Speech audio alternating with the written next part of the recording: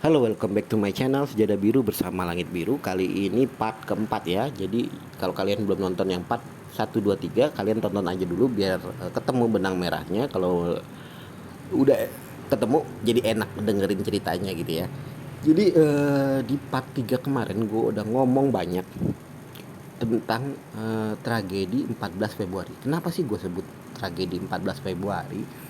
Karena ini bagi gue memang titik tolak perpecahan di antara pendukung-pendukung masing-masing gitu ya.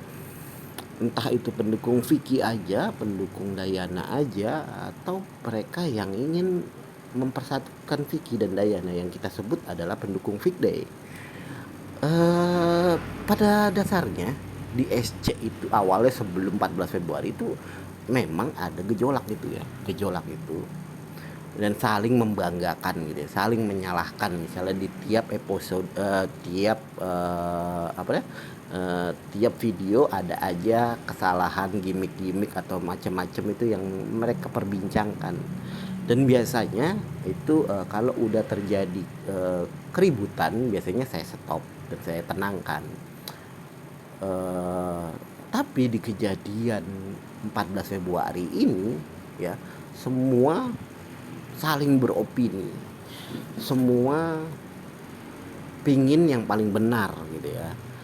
Oh, ini pendapat gue ini yang paling benar misalnya. Oh, itu manajernya dari pihak Dayana yang salah, dari pihak pendukung Vicky juga gitu. Oh, itu yang salah itu manajernya si Vicky dan lain-lain. Itu saling melemparkan sindiran, melemparkan opini yang mengakibatkan saat itu grup menjadi sangat kacau ya, menjadi kacau. Dan pengaruh Day pada saat itu sebenarnya mereka justru meneredamkan ya orang-orang Day dan Vicky dan Dayana yang mau mereka bersatu itu meredamkan gitu ya. Walaupun memang mereka jadi terlibat debat kusir di dalam eh, apa namanya sharing corner, dalam grup sharing corner. Jadi pada saat itu saya sering banget menutup kanal grup supaya tidak lagi perdebatan, dan di situ saya biasanya berpidato ya. Sebenarnya saya ngomong gitu ya, kalian itu di ESC itu sebenarnya kita untuk senang-senang loh, kita itu senang-senang, kita itu mempersatukan semua fanbase. Kalau saya di sini netral ya, maksudnya siapapun yang mau masuk di SC, mau dia itu pendukung Vicky, mau dia itu pendukung Dayana aja, mau dia Day, itu harusnya kita bisa jalan bareng-bareng loh. Kita kemarin-kemarin bisa kok kita jalan bareng-bareng, asal tidak saling meledek, tidak saling menyalahkan, tidak saling egois gitu kan. Jadi perbedaannya sebenarnya gini ya, dalam tubuh pendukung Vicky juga ada semacam cabang-cabangnya juga gitu. Jadi tipikal-tipikal orangnya sama. Pendukung Dayana juga ada orang yang tipikal-tipikalnya juga ada. Misalnya contoh ya, pendukung Vicky nih, ada juga yang oh iya gue dukung Vicky, gue 100% dukung Vicky. Dan gue nggak gue juga kalau misalnya dia suka sama orang lain gue mendukung juga, termasuk Dayana misalnya gitu. Tapi jangan tutup kemungkinan mungkin dia suka sama orang lain ketika Vicky milih itu satu ya. Ada pendukung Vicky yang benci sama Dayana karena memang udah mungkin dia berpikiran kalau Dayana itu bersalah, jadi dia anti Dayana. Itu dua ya. Ada yang mendukung Vicky, udah gue Vicky aja, jangan omongin orang lain. Itu tiga, itu banyak. Jadi tiap-tiap pendukung idola mereka itu punya basis pemikiran yang berbeda-beda. Sama juga dengan Dayana. Dayana juga ada juga. Terserah Dayana mau jadian sama Vicky juga oke, gue mau nggak jadian sama Vicky juga untuk melanjutkan hidupnya dia oke. Ya, jadi ini yang harus dipisahkan gitu. Jadi nggak sembarangan orang cuma gue nih pendukung Vicky berarti gue benci Dayana dong. Nggak gitu di sharing corner tuh, nggak seperti itu. Dan gue bilang Kalau kalian merasa memang nggak suka sama Dayana, ya udah, nggak suka, nggak perlu diperlihatkan di sharing corner, karena ada pendukung dari Dayana juga, gitu ya. Jadi kalaupun kalian nggak suka, itu perlihatkan di tempat lain, jangan di sharing corner. Itulah makanya beberapa gejolak, mungkin kalau misalnya saya tidak bertindak seperti itu, mungkin sharing corner udah bubar dari kemarin-kemarin. Karena memang di sini eh, berkumpul tiga blok ya, tiga blok orang gitu. Dan saya sebenarnya punya pendapat sendiri gitu, tapi saya berusaha netral, saya berusaha eh, menampilkan eh, apa ya, kebijaksanaan, yaitu ya memang harus saya lakukan, walaupun saya sebenarnya punya opini sendiri, tapi saya nggak mau. Paling saya utarakan di YouTube saya, dan itu tidak ada sangkut pautnya dengan sharing corner saat itu. Dan begitu juga dengan admin-admin, dengan Irfan, dengan macam-macam di admin juga. Kalau kalian tahu, itu banyak yang dari base pendukung Vicky aja ada. Saya tahu kok orang-orangnya.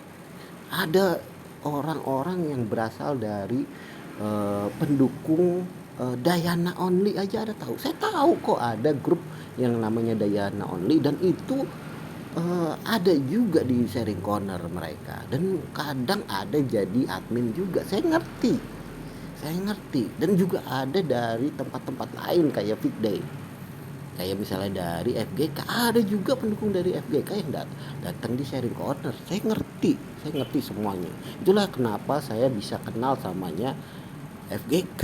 Saya jadi kenal namanya Shirley, ya. Dan dua orang ini yang sekarang mungkin jadi acuan kalian dalam menentukan arah kalian mendukung siapa ya. Yang saya tahu nih ya sekarang, padahal dulu-dulu banyak juga teman-teman yang memperjuangkan Vicky dan Dayana gitu, tapi mungkin yang sekarang yang tertinggal hanya mereka gitu kan, sebagai suatu sosok ya. Kalau saya sih mungkin saya hanya menimbulkan SC-nya aja, ini OSC nih, eksistensi SC ya netral di sini, dan udah saya kukuhkan sama admin gitu. Walaupun admin saya tahu mereka juga punya opini-opini sendiri, dan saya sangat meredam itu gitu. Jadi ke depan bakal saya mungkin sekarang ya saya ceritakan kenapa saya bisa kenal sama FGK, kenapa saya bisa pernah berhubungan juga dengan Shirley. Ya karena kita ini, saya pengen tahu sih apa sih maunya mereka ini. Walaupun saya nggak pernah berhubungan langsung ya, termasuk sama FGK. Saya pernah chattingan juga, pernah saya, tapi kalau WhatsApp saya nggak. Kalau chattingan saya pernah di Instagram, saling menyapa, saling kenalan. Kalau dengan Shirley di awal-awal, setahu saya itu sebelum pemberian hadiah, ke Dayana.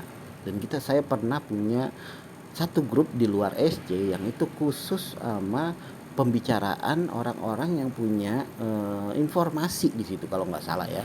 Jadi cikal bakal grup admin kalau nggak salah ya. Jadi disitulah saya mau bahas sesuatu, dan itu ditariklah Shirley kalau nggak salah ke dalam grup itu sama Bro Sopian ya. Ini buku putih ya, saya nggak mau apa ya namanya, menutup-nutupi kejadian yang sebenarnya. Jadi Shirley diundang ke grup itu atas undangan Sopian, dan Sopian juga atas izin saya juga. Bang, ini ada loh, kita pengen kita ngobrol bareng-bareng. Oke, saya nggak apa-apa, saya ngobrol bareng-bareng di situ. Dan pernah mungkin mau perkenalan aja ya kalau nggak salah, dan saya juga nggak banyak ngomong, Shirley juga nggak banyak ngomong dalam grup itu. Jadi itu ceritanya saya bisa kenal sama, termasuk Sukri ya, Sukri juga termasuk di dalam itu, dan saya masukin juga ke cikal bakal grup admin gitu ya. Dan bahkan dia pernah jadi admin SC, dan sekarang dia SC ya. Ya saya juga nggak tahu hati dia gimana, tapi ya, nanti kita cerita tentang Sukri ya. Ya unik lah. pengalaman saya ketemu nih, ini kita udah masuk ke personal ya. Kalau yang tadi FGK udah saya jelasin bagaimana hubungan saya dengan FGK, dengan Shelly juga, walaupun memang nggak banyak gitu ya yang bisa saya jelaskan. Nah kalau Sukri itu awalnya kita dihubungkan sama para member ya. Kalau saya member SC, kalau dari Sukri subscriber Instagramnya, dan kemungkinan besar subscriber Instagramnya Sukri juga bergabung dalam SC hingga kita terhubung gitu. Dan anehnya Sukri pernah bilang kalau Bang ini nih ada YouTuber katanya menjelekkan apa-apa ya tentang Vicky gitu. Justru gua itu dianggap sebagai haternya Vicky waktu itu kalau nggak salah nih sama Sukri, sehingga gue disamperin Sukri di enggak, gue lupa ya, entah itu di Instagram atau entah itu di WhatsApp. Ngomong dong kita, gue ngomong loh bagaimana gue jelasin, dan dia ngerti loh posisi enggak kok, ternyata ada salah miskomunikasi. Dan gue jelasin gue tuh pendukung Vicky awalnya, gue bilang gitu kan, dari awal gue bikin grup ini untuk mendukung Vicky, untuk bukan hanya untuk Vicky sebenarnya kan, untuk membanggakan Indonesia kan, gue bilang. Terus Vicky salah satu figur yang bakal gue angkat ya. Di situ barulah gue kenal yang namanya Sukri ya. Makin lama makin dekat, dan kita saling support lah awalnya, saling berbicara tentang YouTube, berbicara tentang yang lain ya. Sehingga sampai dia bisa ketemu secara personal gue sama Sukri gitu. Nanti gue ceritain mungkin di part terakhir tentang masalah itu ya. Nah selepas 14 Februari itu hubungan Dayana dan Vicky udah mulai lost kontak. Udah banyak orang yang ikut campur dalam kehidupan pribadi, walau pribadi dan pekerjaan ya, seharusnya itu seharusnya jadi pekerjaannya. Seharusnya Dayana itu mungkin kalau tidak ada peristiwa itu, mungkin dia udah di Indonesia, dia udah bekerja sama dengan manajemen Baim mungkin ya, karena dengan adanya permasalahan ini menjadi perpecahan antara mereka, entah itu di manajemen juga saya yakin juga ada kekecewaan di antara kedua belah pihak gitu ya, dan agak susah untuk mempersatukannya, apalagi banyak orang-orang yang mempengaruhi ini. Inget ya yang gua tangkap dari Dayana ini ya, banyak orang yang mempengaruhi dengan tidak baik, dan orang itu entah siapa itu merasa itu benar. Catat itu ya. Dan salah satu itu saya sebenarnya nggak punya kontak langsung dengan Dayana, dan di SC sendiri fokus adalah karena serangan dari haters ini udah sangat mengkhawatirkan. Yang saya ceritakan menyerang nggak hanya Dayana ya, sekolah Dayana, ibu Dayana, tempat kuliahnya nih Kasguk, sampai ke presiden Kazakhstan itu diserang. Saya dulu punya screenshotnya semuanya, Instagram semuanya diserang semuanya dengan kata-kata yang tidak bermoral, dengan macam-macam. Ini setelah peristiwa 14 Februari dan setelah peristiwa di bandara ya. Dan itu ceritanya ada sebenarnya, cuman saya yakin kalian juga udah ngikutin kenapa Dayana bisa sampai di Dubai, dan seharusnya kenapa dia nggak ke Jakarta. Itu harusnya kalian cari sendiri, kalian udah yakin saya tahu alasannya kenapa. Dan situ banyak orang-orang mempengaruhi Dayana dan macam-macam ya. Dan saat itu SC ya udah fokusnya untuk melindungi, dan gua makin bersimpati sama Dayana. Kenapa Dayana jadi begini ya? Seharusnya dia bahagia gitu kan.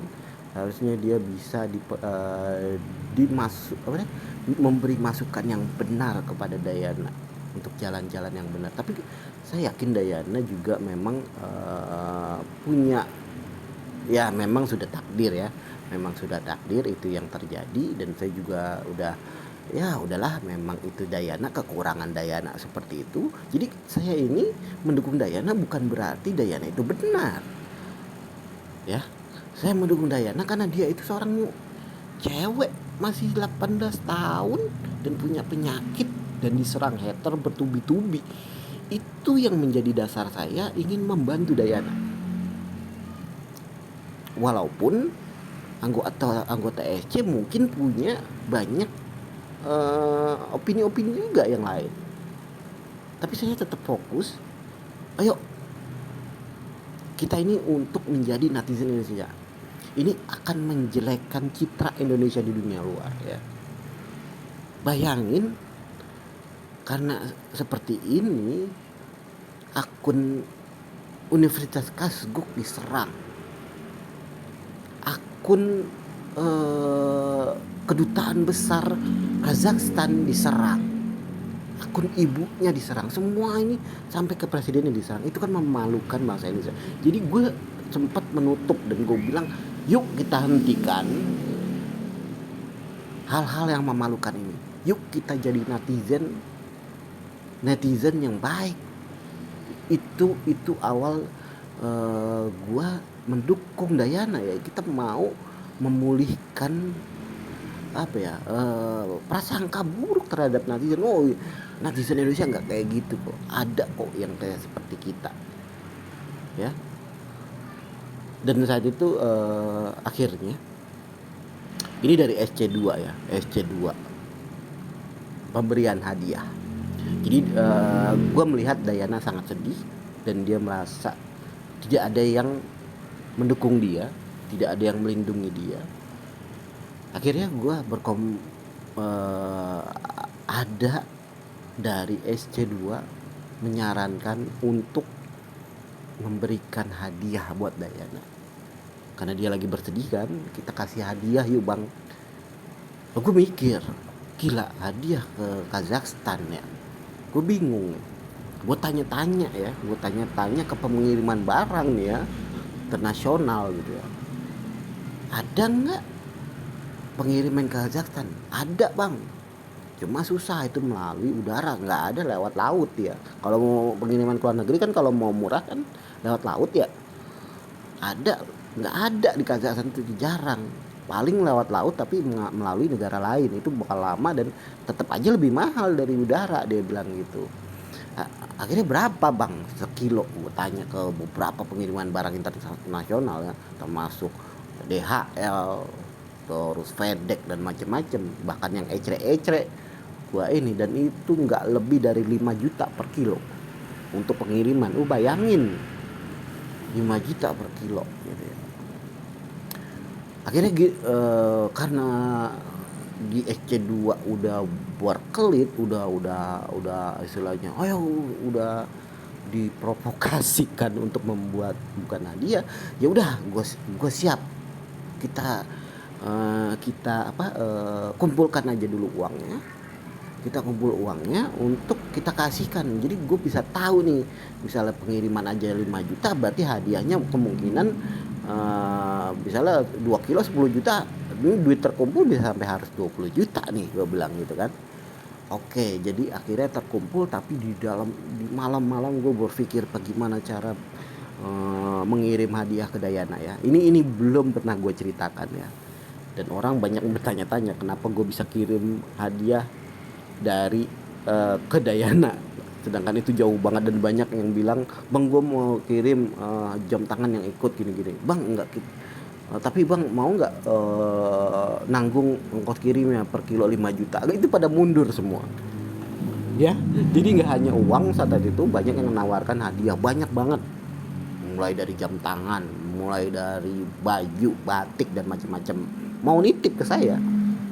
Padahal saya masih kebingungan bagaimana cara mengirimkannya karena mahalnya itu gitu. Dan itu saya tampung aja dulu, saya bilang saya tampung aja dulu, saya belum punya channel untuk mengirim barang ke Kazakhstan dengan harga yang murah, tapi saya tampung. Tapi di dalam malam-malam saya mikirkan, kenapa nggak saya beli aja di Kazakhstan online, ya zaman online loh, kayak mungkin di Kazakhstan ada kayak Tokopedia kan. Saya mikirnya ke situ bro, beneran serius saya mikirnya ke situ awalnya ya. Awalnya saya mau beli di toko online, dan toko online-nya susah bro. Di Kazakhstan itu ternyata nggak segampang di Indonesia toko online-nya ya. Dan itu dalam bahasa Kazakhstan semua, dan kalau bahasa di Inggrisin agak bingung juga gue juga menerjemahkannya. Jadi alhasil gue udah pede, gue pengen beli di toko online, tapi bermasalah di payment. Dia hanya untuk membayarnya itu agak susah. Dia nggak menerima kartu kredit, nggak menerima, wah susah dah pokoknya. Dia kayaknya nggak ada Mastercard dan macam-macam gitu, dan itu juga harganya mahal. Akhirnya karena gue punya hubungan dengan temennya bang youtuber itu Bang Zul ya gue bilang. Jadi Bang Zul ini temannya yang siapa ya, youtuber yang kalian bully itu. Saya hubungin, Bang Zul, kalau saya mau beli sesuatu itu bisa nggak? Wah susah bang, di sini ada itu mata uang digitalnya apa gitu, dan itu harus macam-macam. Ceritanya intinya agak susah untuk berbelanja online ya di Kazakhstan gitu. Jadi akhirnya gua kepintasan, bang lu aja deh, lu yang beliin Dayana hadiah. Dan teman-teman saat itu udah mengkalkulasikan jumlahnya, terus udah mau kirim apa nih hadiah. Di situ ada dua pilihan saat itu ya, kalau nggak salah gelang dan kalung ya, gelang dan kalung. Nah, akhirnya gue bilang, bang, gue nih ada toko nih, gue lihat di online, tapi dia kayaknya nggak bisa di online belinya. Lu harus ke sono bang Zul. Oh iya itu deket katanya. Akhirnya gue suruh nyari ke sana si Bang Zul. H-3 lah sebelum ketemu sama Dayana gitu kan. H-3 kalau belum ketemu Dayana, Bang Zul survei dulu ke tokonya. Dan dia kebingungan bro, Bang Zul kebingungan. Bang, waduh, ada sih bang, cuman ada yang mahal, ada yang murah, ada yang bentuknya kayak gini, ada yang bentuknya kayak gitu. Gue kalau beli, gue takut Dayana nggak suka, dia bilang gitu kan. Makin bingung lagi gue kan. Dana udah terkumpul. Ini gue mencipta dana ya. Dana itu mengalir sangat deras bro. Ya, gue pikir ya paling terkumpul 5 juta. Itu hampir 1 hari, 2 hari kalau nggak saya mengumpulkan itu hampir udah menyentuh angka sekitar 15 juta kalau salah. 15 juta. Dan itu langsung saya stop. Jadi pas 2 hari itu saya stop. Jangan ada yang masuk, jangan ada yang mengirim lagi, saya bilang. Karena saya akan kewalahan untuk kalau ada kelebihan dananya gitu kan. Ya terus akhirnya saya bilang ke Bang Zul, gini aja Bang Zul, saya transfer ke Bang Zul uang. Karena saya tahu pasti Bang Zul juga kan kalau buat ke Indonesia kan ada buat rekening buat mengirim dan buat menerima, dia pasti tahu lah. Akhirnya dia tahu, memang benar tahu, dan gue transfer uang itu belasan juta itu ke Bang Zul untuk memberikan Dayana sebuah present, sebuah hadiah. Tapi itu berupa uang, dan Dayana silahkan memilih hadiahnya sendiri, tapi anak-anak maunya gelang. Kalau Dayana nggak mau gelang silakan, tapi ternyata Dayana memang menyalurkan ya kemauan dari anak-anak SC, dan dia memilih gelang ya, memilih gelang. Dan sisa-sisanya itu sama Bang Zul dibelikan batik, dibelikan masker yang kuda poni itu, dan macam-macam. Jadi perintilan-perintilan dari Indonesia, dan seolah-olah itu dikirim dari Indonesia, dan banyak orang bertanya-tanya, bang pakai apa ngirim ke sana gitu ya. Ya gue nggak jujur-jujur amat lah, gue bilang gue ngirim langsung dari sini gitu ya. Jadi itu cerita tentang mengenai pengiriman ya, pengiriman untuk istilahnya hadiah itu untuk menyenangkan hati Dayana ya, yang saat itu sedang sedih, dan itu berhasil. Dayana itu selama itu kalau nggak salah 2 minggu dia sama sekali tidak pernah update status story Instagram, dan orang-orang bertanya-tanya. Dan semenjak dari SC berkirim, akhirnya dia lebih ceria lagi. Ini bukannya masalah uang ya, mungkin uang segitu juga bukan apa-apa di Kazakhstan gitu, tapi ini tentang kepedulian. Oh ternyata banyak loh penggemar gua yang mendukung gua, itu yang gua lihat. Dayana senangnya di situ gitu.